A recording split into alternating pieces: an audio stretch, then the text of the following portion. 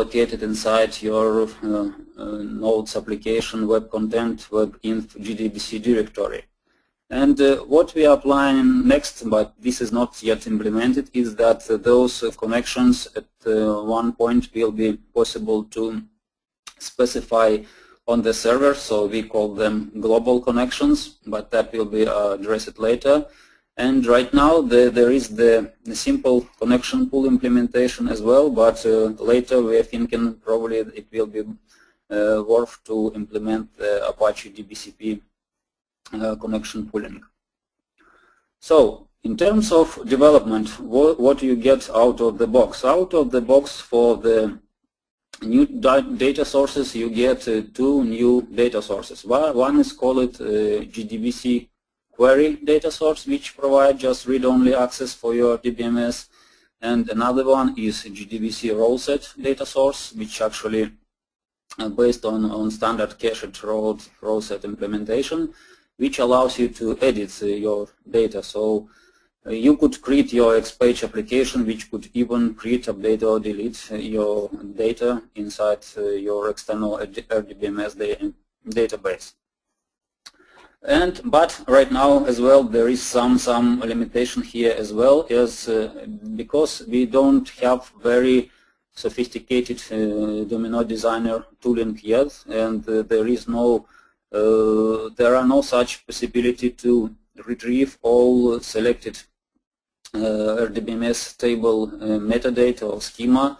So for example, if you need to retrieve some data from some table and there are several fields in that table, so what you would need right now is just to know what are actual names of those fields. So there is no yet tooling to present you the visual selection of those fields. So we plan to address that also a little bit later. So probably you will have that feature, but later. And how could you use those new data sources? So for developer, it made very easy. So you probably already know how to deal with the Domino view data source and how to specify that Domino view data source for your view, but on the same selection of the for your view. Now you get, after the installation of the extension library, you get two additional choices. So those choices are GDBC query and GDBC role set. So it's quite easy to select any of them for your view and to start filling various properties. So what are those possible properties and what you could even do with those new data sources? So for those data sources we have several properties. So one of them is the table, where you could specify for example some table name, and the runtime will generate itself the select statement. Like you could see, it will generate the select star from that table name. You could also specify your own SQL query. And it could be even either static or computed, or you could even specify if you want to have some files. So it could be even some file with .sql extension containing that SQL statement. Also, as you know, we have for those view panels, we have so-called pager control, which allows you to navigate through the pages of your data. So in case of relational data sources, we could use the specific calculate count property. So that means that it will also generate like a count SQL query and allows you to count those records in your database if that doesn't impact some performance for your database, or you could even specify your own count query. And that means that also those parameters which are allowed right now, you could also specify the parameters by the watermarks and to provide the correspondence to those parameters by, as you could see on the bottom of this screen, you could have the SQL parameters and the value, and those values could be taken from some values available from some variables available inside the view scope of your XPage. But what I would like to say at this point is that the provided demo application with the extension library actually has a lot of examples how to utilize one or another functionality. It's always you have the similar, not the same, but similar demo application for the core extension library. Now we have this another demo application for relational support functionality, so you could actually let's say try yourself various pages from this application and to see what is actually available, and if you are a developer you could even open some of those pages inside your Domino designer and look at the source code and see how particular feature was implemented there. So what's in regards to connection to external databases? What needs to be done to enable your NSF application, or let's say in this case our demo application, to connect to those external databases? So as I've said, you need to prepare a specific file design element. In this case I am calling it db2 demo.gdbc, and specify what driver, it's actually the Java class, or what Java class will be used as a driver class for your database. So you could see here the driver line in this file. Then you need to specify what's the connection URL to your database, and in this case I will use the demo database created for the purpose of this webinar, and what are actually the users' credentials to connect to this database. So what is important here is that the name of this file is by itself quite important.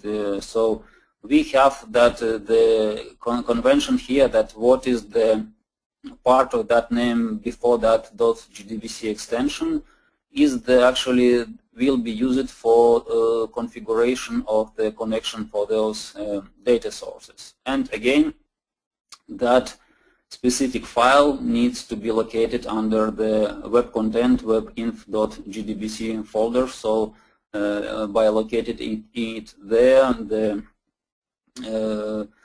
relational support of the XPages will pick up those specific configuration from there and will run that connection.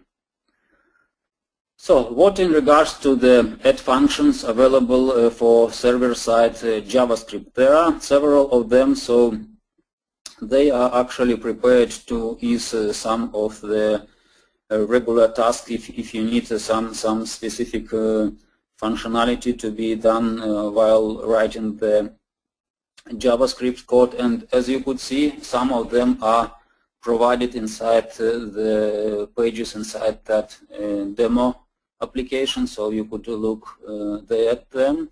But let me just make a quick overview of what we have. So we have the GDBC insert, so we could insert, as you could see, it specifies our connection name, which is the part of our .gdbc file design element. Then we specify some table, and then we specify some array, what values we want to be inserted. Another one is the GDBC update. So for update we need to also specify what table in which what table we are updating and what particular values, or would say fields, we are updating, and to provide some, for example in this case, ID. If that ID uniquely specify your record, in your case it could be some specifics. What is the record identifier. Then there is also the JDBC delete, almost the same syntax as we have with the JDBC update. And another are JDBC execute query. So you could even execute some JDBC query on the fly. So you could write your own JDBC query from select from some table, for example, and then assign that to some JavaScript variable and specify it as one of parameters. And then you could also have the selection of one, let's say, in this case it's the column from the one of your table, which is actually specified here that we have the states table and we are taking the values from the state field. And another one is could be even a JDBC GET connection if, for example, we have specified several connections files for inside our demo application, and we could even select on the fly some data from another specified connection. So let me try now to present you what steps are required for demo database, and we will try to look through those pages initially presented in that database. But for you, if you want to do the same way, for example, use DB2 instance, not the embedded Derby instance, you would need to do some additional manual changes in the code, which is also, this code is located inside the same demo NSF application, and these changes are specified here, so you could do that. But I will just now show you where are those located inside by using Domino Designer. So let me now jump again to the Domino Designer, and in that Domino Designer now I would like to open our demo database. So I am now switching to, okay, I don't need this one, I need Domino Designer. And inside that Domino Designer, I would like to open my application. So I'm selecting my application. So as I've said, when we are doing the installation step on the client, and all of the extension library plugins. So if everything is installed correctly, after the opening of this sample NSF application inside your Domino Designer, you should not get any compilation error. So that is the situation here, and for that to check, you have that, call it problems view. So if you, after the opening of this application, you don't see here any complaints, any errors, that means that you have done everything correctly in regards to installation steps. And also, let me just show you once again where we are referencing those XSleep and XSleepX libraries. So you could see that we are referencing them on the advanced tab of our application. So we need to do that just because we need both the core and the relational support. So now let's see where do we have those specific Java files which we would need to modify in case we would like to use this sample, demo NSF application with our DB2. So you would need to correct those two files, and actually in one of them you would need to uncomment the three lines in one file, and in other case you would need, you see here,